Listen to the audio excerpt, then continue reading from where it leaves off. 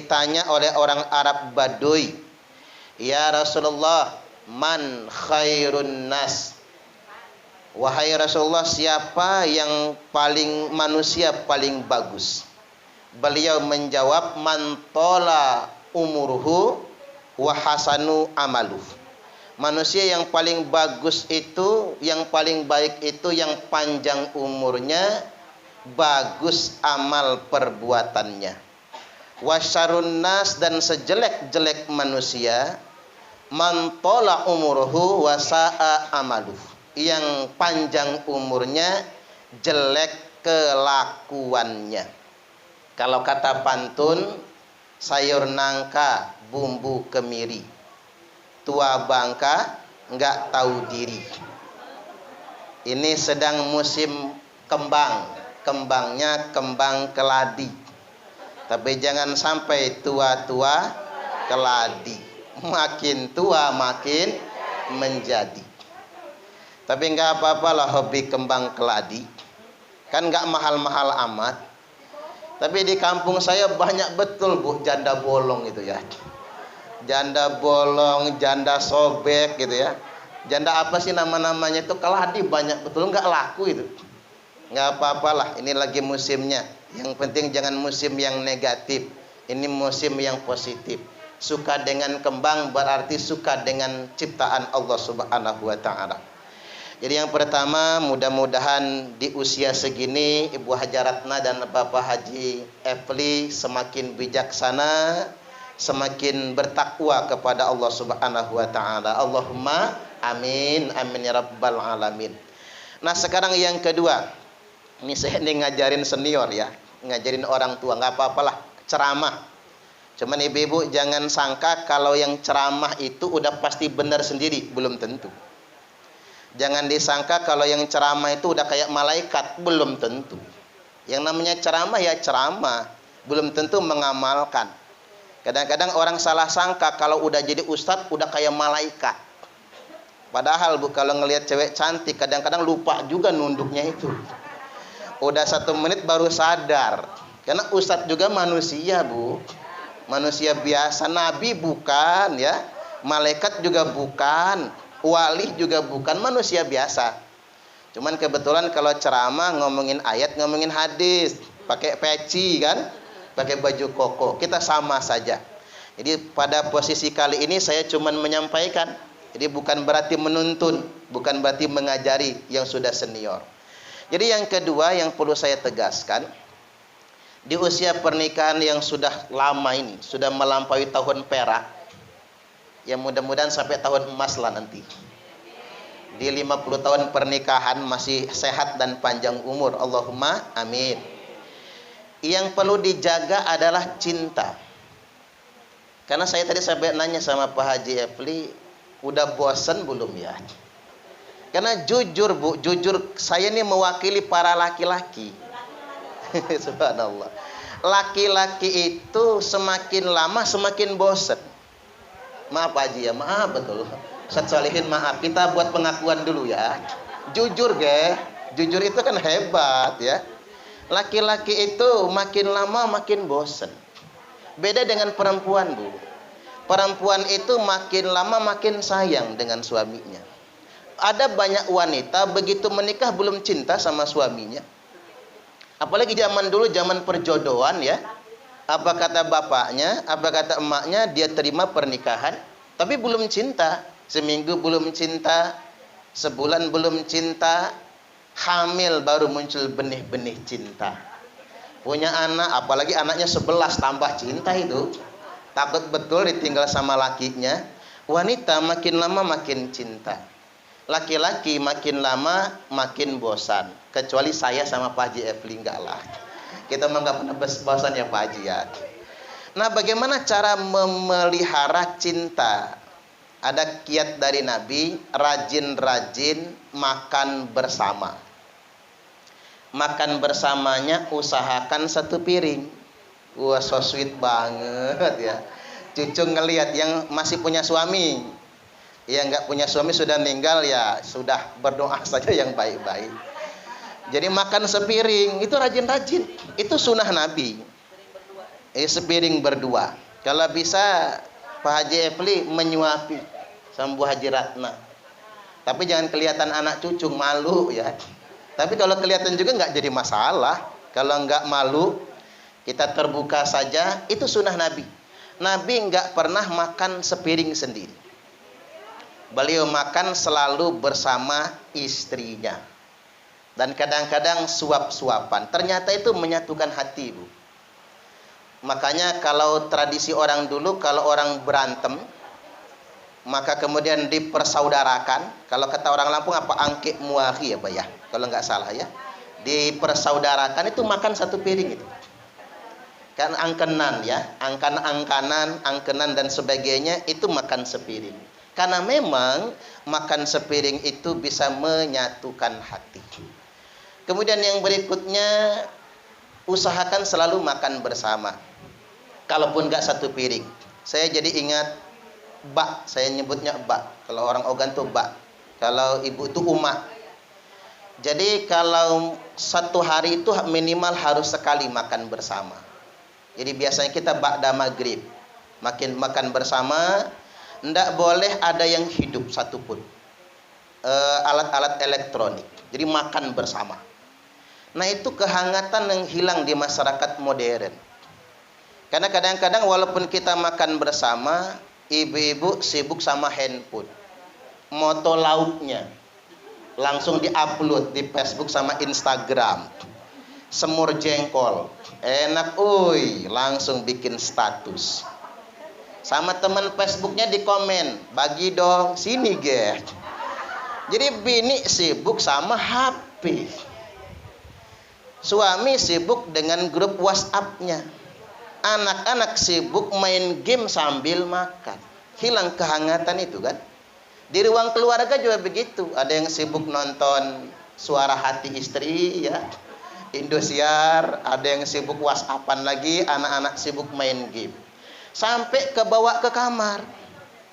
Suami megang handphone ngadap barat, istri megang handphone ngadap timur. Mati lampu langsung update status. Tilam mati lampu.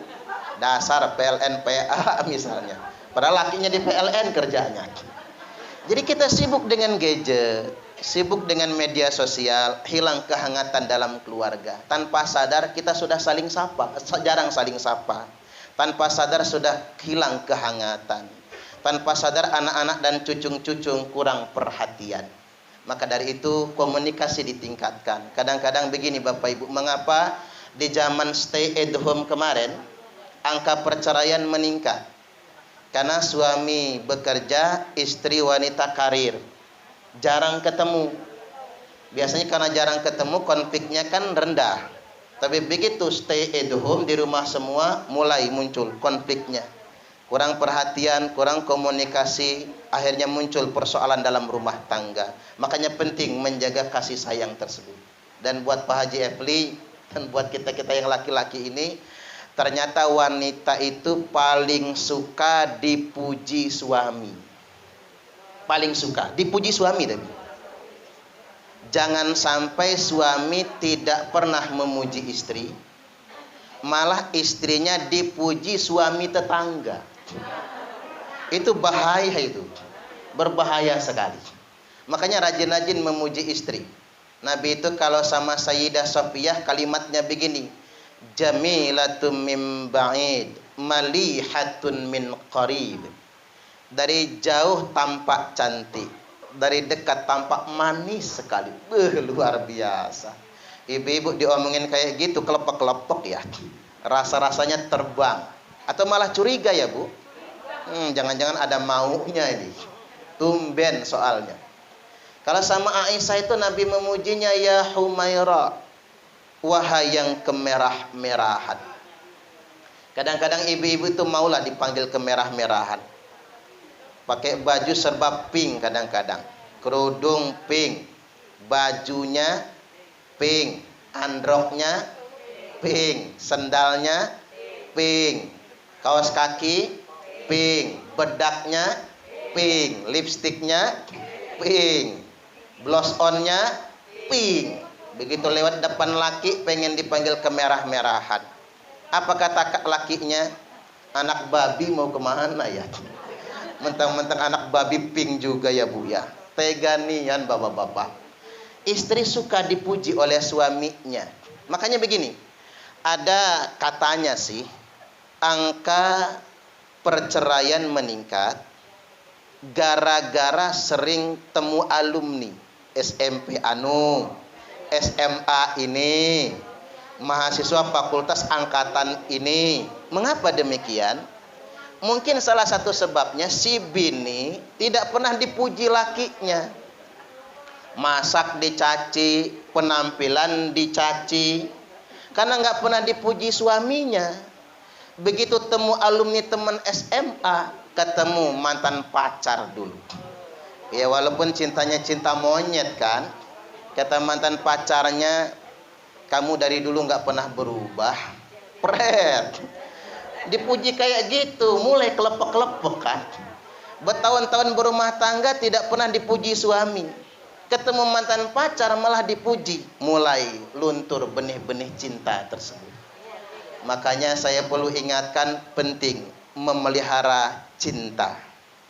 Seiring dengan usia pernikahan yang semakin bertambah, mudah-mudahan cinta pun semakin dikuatkan Allah Ta'ala. Allahumma amin. 2 dapatnya nih. Yang ketiga, memang cinta itu tidak mudah lah. Karena cinta itu kayak pakaian Pak. Makin lama dicuci, ya makin lapuk dia. Kalau kata Jaja Miharja kayak sabun mandi, semakin sering dipakai hilang wanginya. Iya juga ya Pak. Karena cinta itu sifatnya begitu. Tapi ada yang menguat, ada yang semakin bertambah. Apa itu? Kasih sayang. Makanya dalam bahasa kita itu sakinah, mawaddah, warahmah. Sakinah itu ketentraman, ketenangan. Yang kedua mawaddah, cinta. Nah cinta itu kadang-kadang bisa seperti sabun mandi.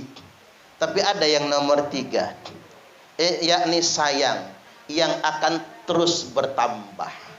Seiring dengan berjalannya waktu, apalagi sudah kakek-kakek, nenek-nenek, sudah bercucung bercicit, yang ada bukan lagi cinta, yang ada tinggal kasih sayang. Betul nggak Bu? Sayang itu begini, bukan berpikir apa yang saya dapatkan, tapi selalu berpikir apa yang akan saya berikan. Itulah yang disebut dengan sayang. Walaupun terus terang saja, saya agak setuju dengan pernyataan orang di media sosial. Laki-laki itu tidak pernah berubah, sedangkan perempuan itu mudah berubah.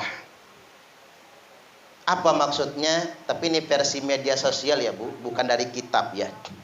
Perempuan itu katanya kalau umur 17-20 tahun, yang dilihat dari calon pasangan hidupnya kalau bisa tampan.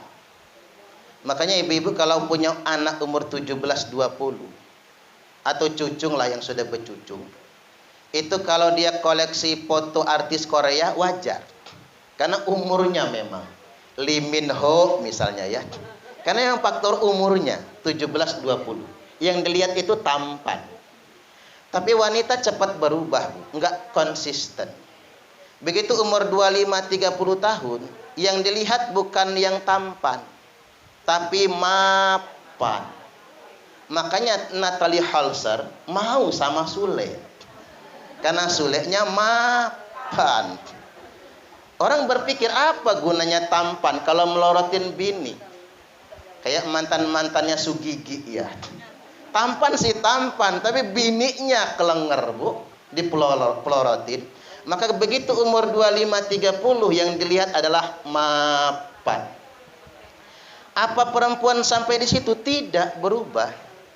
Begitu umur ibu-ibu sudah 40, yang dicari bukan mapan, tapi yang diinginkan dari suaminya adalah punya jabatan. Ya, jadi ketua RT jadilah. Ketua RT kan jabatan.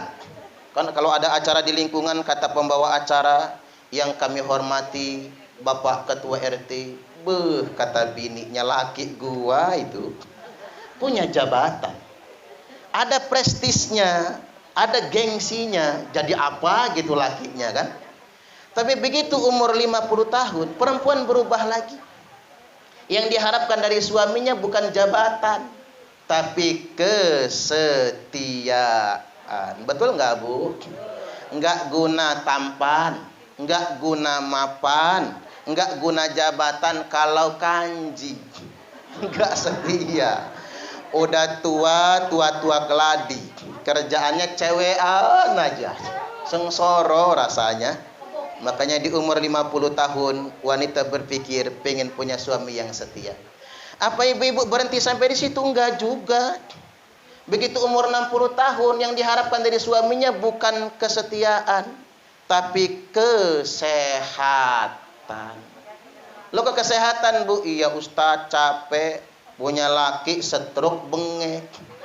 Tambah lagi prostat bocor kelep. Mana cerewet lagi. Telat ngambilin anduk marah, telat bikin kopi marah, telat bikin teh marah, istri sambil ngaduk teh ngebatin. Kapan matinya orang satu ini?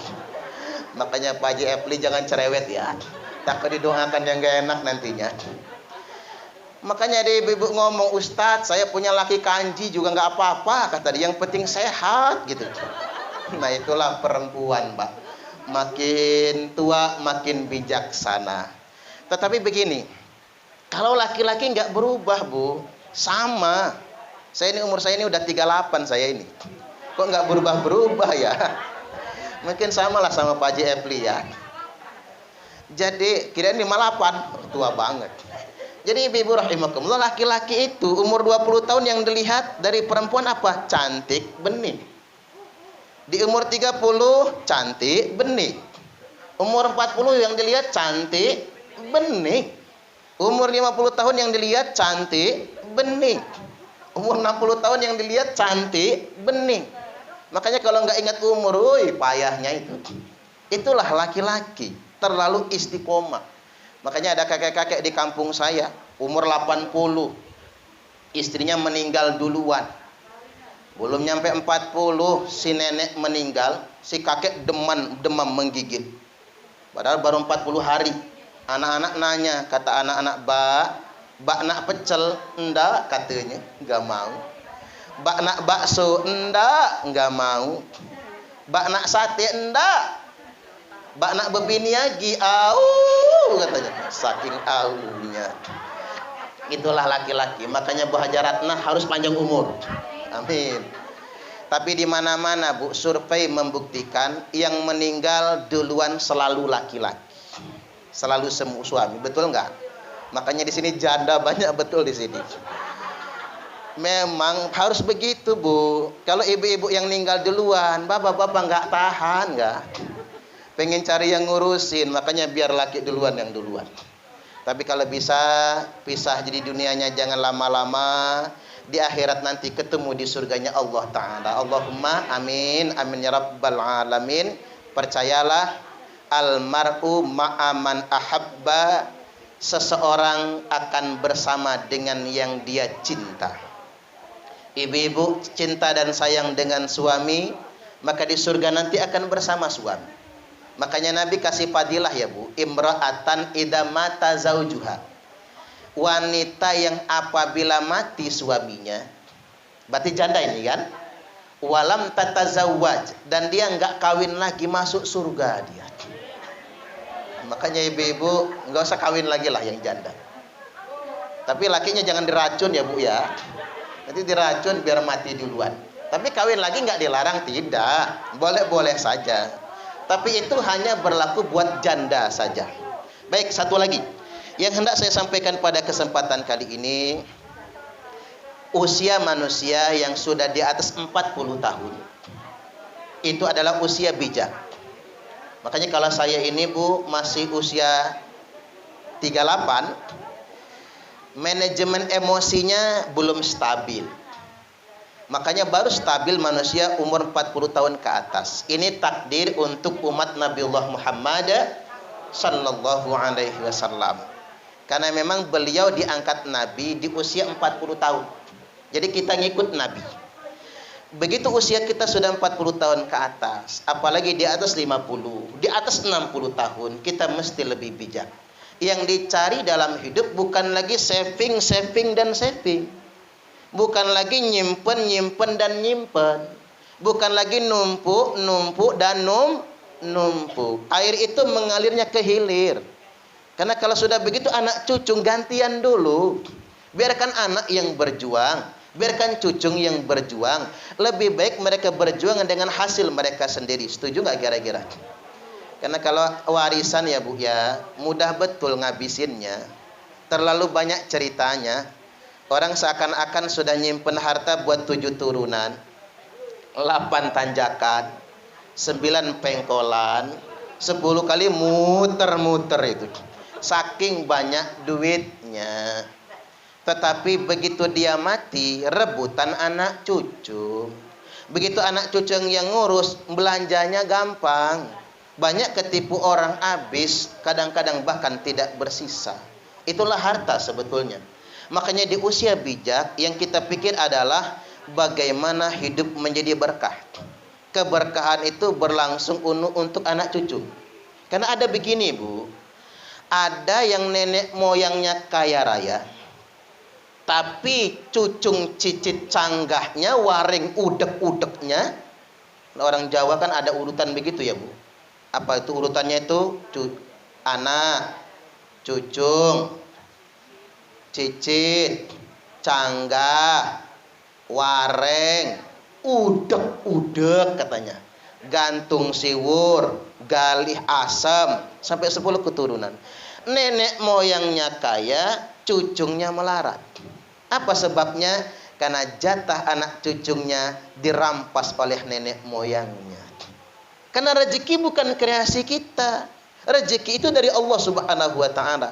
Maka yang kita inginkan ini kita sejahtera di zaman kita, anak cucu kita juga sejahtera pada zamannya. Allahumma amin. Maka jangan rampas rezeki mereka. Jangan ambil hak mereka. Bagaimana caranya? Turunkan keberkahan dari nenek moyangnya. Karena yang nomor 1 yang paling penting itu adalah keberkahan untuk anak cucu. Makanya ada doanya, wa alhiqni bisolihin. Ikatkanlah aku beserta seluruh anak keturunanku sebagai orang yang solih dan solihah semua, berkah dan sejahtera hidupnya. Allahumma amin. Amin ya rabbal alamin.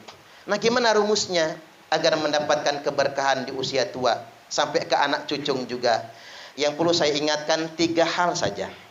1, jaga sholat. Ya mau ngapain lagi lah, rambut sudah ubanan. Ibu-ibu udah ubanan belum ya? Udah ya. Tapi ada ibu-ibu yang nanya sama saya, Ustadz, boleh nggak rambut saya pikok, saya cat katanya. Tujuannya buat apa? Kan ibu pakai kerudung, kata saya. Tujuannya buat nyenengin suami lah Ustadz. Saya takut nanti suami masuk kamar, kirain ada nenek-nenek di kamar. Para laki saya sudah masih muda. Kalau tujuan mewarnai rambut untuk nyenangin suami, malah sunnah hukumnya. Enggak apa-apa. Jangan sampai ibu-ibu masih muda, umur 40, rambut udah ubanan. Laki masuk kamar kok nenek ada di kamar ya. Jangan sampai nanti dia ngelirik tetangga loh. Rumput tetangga kalau lebih hijau misalnya. Makanya boleh, enggak apa-apa. Jangan fokus pada perdebatan boleh tidaknya. Karena Nabi sudah mengatakan ghayyiru sya'rakum wajtanibus sawad. Warnai rambut kalian tapi hindari warna hitam. Hindari warna hitam itu kalau rambutnya sudah putih semua. Cari warna Belanda itu Bu. Iya. Apalagi ibu-ibu putih ya, persis kayak bule beneran nanti. Enggak masalah. Asal jangan biru ya Bu ya. Enggak enak lihatnya nanti malahan. Warna Belanda pirang begitu atau coklat enggak apa-apa. Tapi kalau masih 50-50, 50% hitam nih, 50% putih, boleh dikembalikan ke hitam. Tidak jadi masalah, itu masih 50-50. Yang katanya nggak boleh balik ke hitam itu kalau sudah putih semua. Jangan balikin lagi ke hitam. Ini saya kasih yang longgar-longgar. Jadi fikih itu jangan kaku-kaku.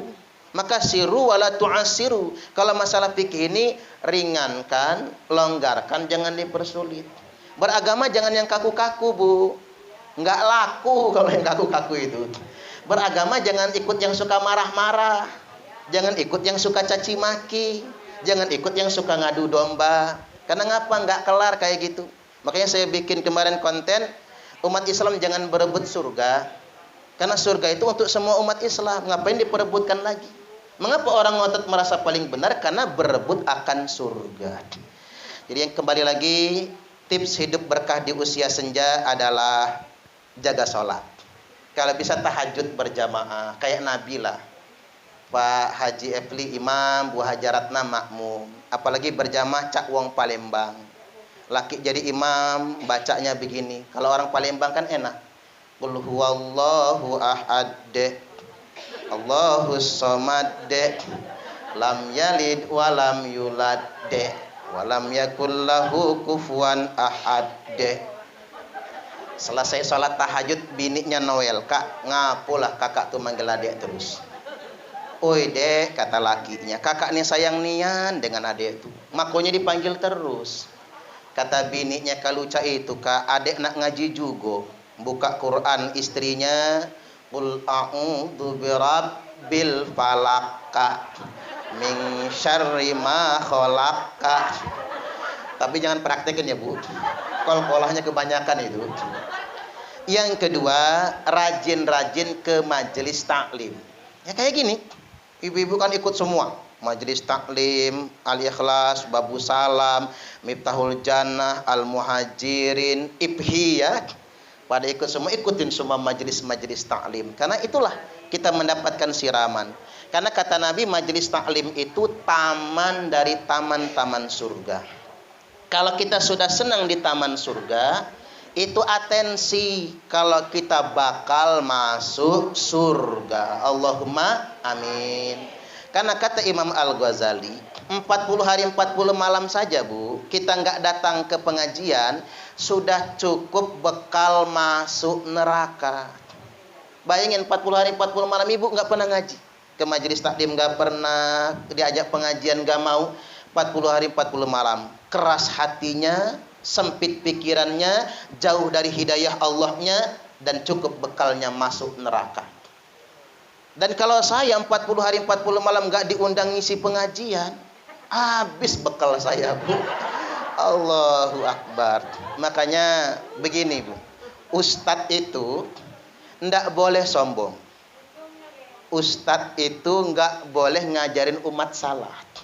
Karena ngapa Bu? Saya malah malu dengan kiai-kiai di pondok. Kiai-kiai pondok itu ikhlas ngasuh santri, kadang-kadang nyangkul ngoret bareng santri. Sedangkan para penceramah sibuk keliling ceramah. Habis ceramah diamplopin. Ya kalau panitianya lupa di WA. Ada yang lupa nggak ya? Misalnya Allahu Akbar. Makanya nggak boleh sombong sedemikian rupa. Makanya saya menganggap Bu, Ustadz ceramah lupa diamplopin, jihad itu. Jihad ya Bu. Karena pengalaman saya ceramah ke Lampung Timur Bu. Sampai di sana penceramahnya bukan saya. Karena ngapa? Panitianya ngubungin 2 orang. Ah gini sajalah kata saya jauh-jauh dari Bandar Lampung, ceramahnya duet ajalah. Gantian 30 menit. Waduh Pak Yai katanya, amplopnya cuman 1. Beli gak kata saya, amplop murah ini, cuman sangunya ini nggak bisa dibagi kata dia. Sudah saya yang duluan, ndak usah disangoni, yang penting saya sudah ngisi sebentar jadilah. Apa kata dia? Oh nggak enak, penceramah satunya sudah sepuh, nanti kayak lomba ceramah. Karena dia lebih tua. Ya sudahlah kalau gitu saya pamit pulang. Pamit pulang Bu. Malamnya ceramah di Jalan Antasari, di masjid. Gak usah disebut nama masjidnya kan dikit soalnya. Pulang ceramah jam 11 malam, panitianya lupa lagi Bu nyangoni. Saya duduk di kasur di rumah itu, sial amat saya hari ini. Berangkat ke Lampung Timur, nggak jadi ceramah. Ceramah di Antasari, nggak disangoni. Saya berdoa, ya Allah ingatkanlah panitianya itu. Allahu Akbar. Tapi disitulah belajar ikhlas. Kita sering ngomongin orang ikhlas, kok kita nggak ikhlas. Subhanallah. Maka disitulah jangan cuma ngajarin orang, tapi ikhlas harus kembali kepada diri kita. Setuju nggak kira-kira? Baik, yang terakhir sekarang, yang ketiga, ingin hidup berkah di usia tua, banyak-banyaklah sedekah. Kalau Bapak Ibu sudah tidak perlu diajari lagi karena sedekahnya sudah tak terhingga. Mulai dari rumah tahfiz, luar biasa ya Bu. Ibu-ibu ini sedekah buat anak-anak penghafal Quran, itu pahalanya bimiati alfin, bitis'i miati alfin. Tak ulang lagi ya. Bitis'i miati alfin. Ibu-ibu sedekah buat pondok tahfiz, ini pahalanya 900.000 kali lipat. Pahala tertinggi ya Bu. 900.000 kali lipat. Belum lagi didoakan oleh para santri penghafal Qur'annya. Belum lagi keberkahan menghafal Qur'an. Ibu-ibu memang belum tentu menghafal Qur'an. Karena nyumbang buat para penghafal Qur'an, maka pahala hafalan mereka juga buat ibu-ibu semua. Allahumma amin. Belum lagi kita ibu-ibu yang partisipasi di gerakan sedekah 1000 sehari ya. Baik dari Majelis Taklim Al-Ikhlas Babu Salam, Al-Muhajirin, Majelis Taklim Miftahul Jannah, Majelis Taklim Takwa Sawit Kopi itu, dan Majelis Taklim yang lainnya yang gabung di sana. Alhamdulillah proyek kita ini Bu yang kemarin yang sumur bor di Pondok Pesantren Nurul Mutmainnah yang santrinya mandi hujan kalau hujan itu karena nggak ada air, alhamdulillah sudah selesai. Dan mudah-mudahan itu sedekah jariah kekal sampai akhirat nantinya. Dan sekarang proyek sumur bor di Pondok Pesantren Miftahul Ulum, hari ini sudah nyari titik airnya, besok sudah mulai pengeboran, total anggarannya 45 juta. Jadi ibu-ibu sudah tercatat semua nyumbangnya, nama-namanya sudah saya kirim ke sana semua, dan mudah-mudahan pahalanya kekal di dunia sampai akhirat nantinya. Allahumma amin, amin ya rabbal alamin. Karena hafara bi'ran, menggali sumur, pahalanya dilipat gandakan di dunia kata Nabi, dan dikekalkan sampai di surga nantinya. Jadi rajin-rajin bersedekah, manaqasat shadaqatum mimmal, sedekah tidak akan pernah mengurangi harta, bal yazdad, malah semakin ditambah dan semakin ditambah. Demikian dari saya, sudah mendekati waktu zuhur, sekarang kita berdoa. Ya dzal jalali wal ikram.